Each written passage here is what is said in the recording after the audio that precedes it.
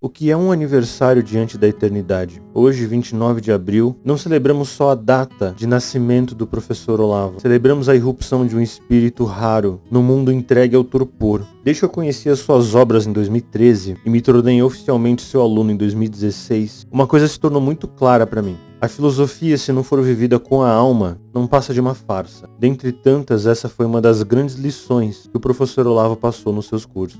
Olavo não foi um autor de frases, foi uma espécie de arauto da realidade. Quando tantos brincavam de pensamento, ele, com seu curso de filosofia e as suas 580 aulas, fora os cursos avulsos, forjava uma verdadeira escola de atenção espiritual. E o seu método, o seu verdadeiro método, não era sistematizar ideias em prateleiras para doutores de vitrine. Seu método era um só: ver o real antes de opiná-lo, ver o real antes de moldá-lo, ver o real antes de amaldiçoá-lo. E essa lição, a de que a realidade é a mãe e o juiz de todo pensamento, é a marca que eu carrego na minha alma desde então. É como eu guio os meus alunos, é como eu guio os meus pacientes, é como eu guio a minha família, é como eu me guio. Encare a realidade tal qual ela se apresenta. Com esse raciocínio, dificilmente você vai ser cooptado por ideologias, sejam elas de um lado ou de outro. Entender a sua vida tal qual ela se apresenta e, a partir disso, iniciar a construção de si. O Olavo nas redes sociais era uma espécie de espadachim.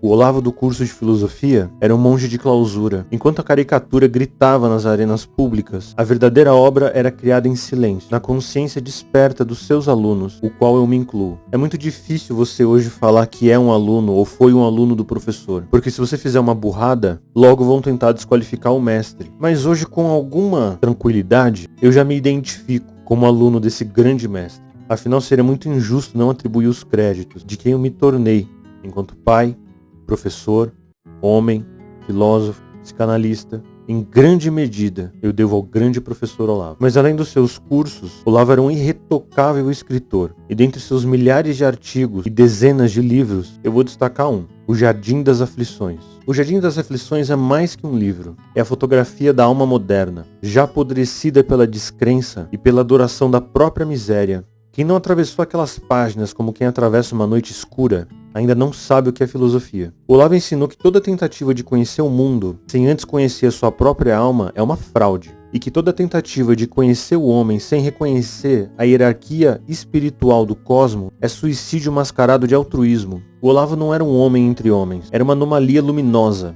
num tempo de escuridão voluntária. A sua influência sobre mim não foi só de um orientador, foi de um redentor da inteligência. Despertar a inteligência dos seus alunos foi uma das suas maiores buscas em vida.